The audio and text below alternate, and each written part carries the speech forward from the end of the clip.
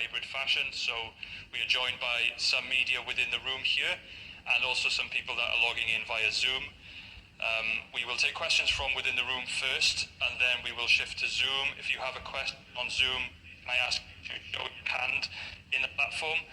That's found under the reactions button. And then if you are selected, you'll need to unmute yourself, ask your question, and then mute yourself immediately afterwards. So, Mulin. Thanks, Callum. We should start with the reporters here. Since we have international media as well, kindly introduce yourself with your name and organization. You first, and sir, and then you. Yeah. Let him go first, yes.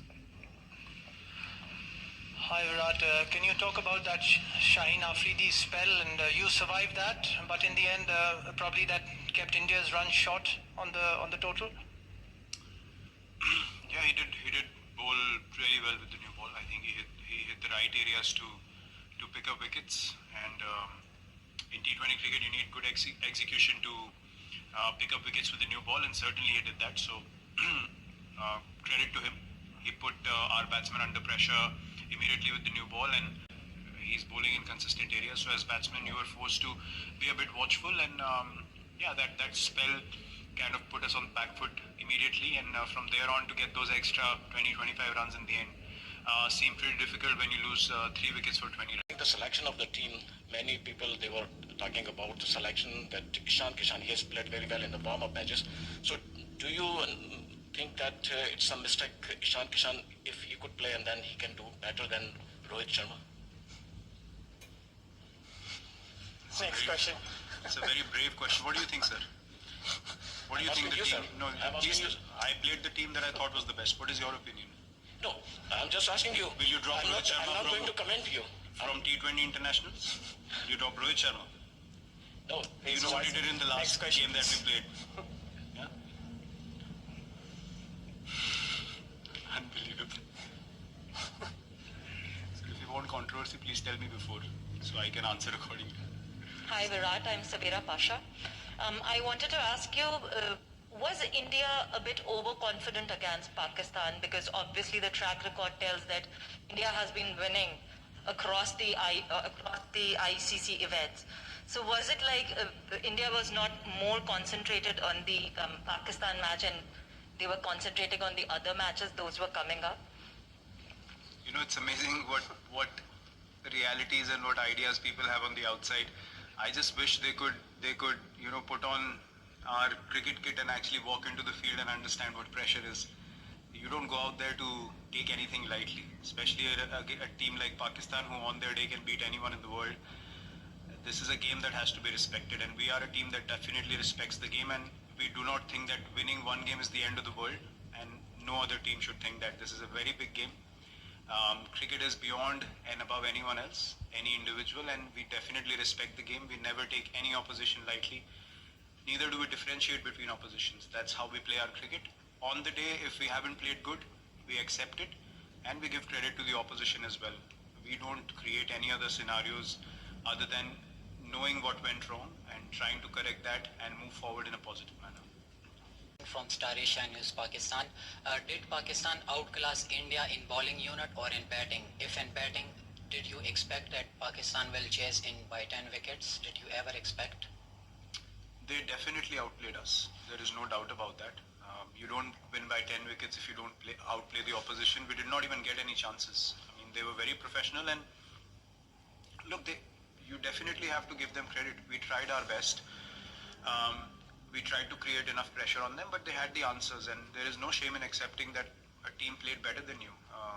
And as I said, when you step onto the field as 11 players from either side, you have an equal opportunity to win the game, and there's no guarantees that you're going to go out there and win every match.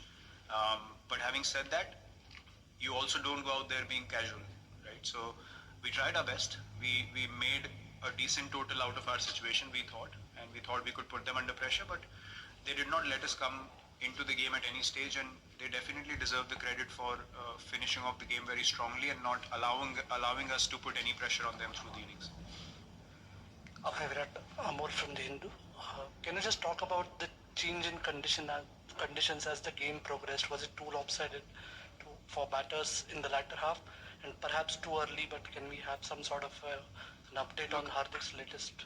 Again, yes, it's a few things. I wouldn't say that it became very difficult, but if the pitch becomes little better to bat on and you get off to a start, then you start feeling more confident about the chase, and that's what happened. And the more dew came in towards the second half of the Pakistan innings, 10 overs onwards, and they were able to rotate strike. We could not even get dot balls in because the pitch was obviously providing a bit more pace for the batsmen to work with.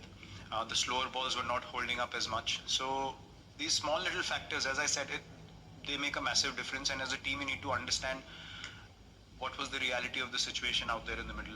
And that's where those 20-25 extra runs would have been good. But brilliant bowling in the first 6 did not allow us to get those extra runs. So we know exactly how the game went and where it went wrong. And we have absolute clarity of that. And that's a good thing to know, that where you went wrong as a team, so that you can work on it and try and correct it and move forward, because we still have a lot of matches in this tournament. And if we stick to the processes we follow, we definitely feel like we can overcome these mistakes. But yes, toss definitely is going to be a factor in this tournament, especially if the dew keeps creeping in the later half of the game. You need those extra runs in the first half then. Captain, we shall take 2 questions from Zoom and Europe. Arani Basu and Vishesh. Yeah, Virat, there's a long gap before you play the next game. How do you see this long gap when you're playing a high-octane tournament like this, and then you played a match like this, Pakistan, which is very emotionally charged, and then after this defeat, that there will be players who would be eager to get on the field. So how do you see this gap? And given the fact that you people have been on the road for so many months also, you have spoken about the scheduling as well. So how do you see this gap, and how do you want to work during this time? I think it works really well for us from all point of views. Knowing that we have played a full-fledged season already, we played the IPL, which is very high octane by itself in testing conditions here in the UAE, and then we come into the World Cup.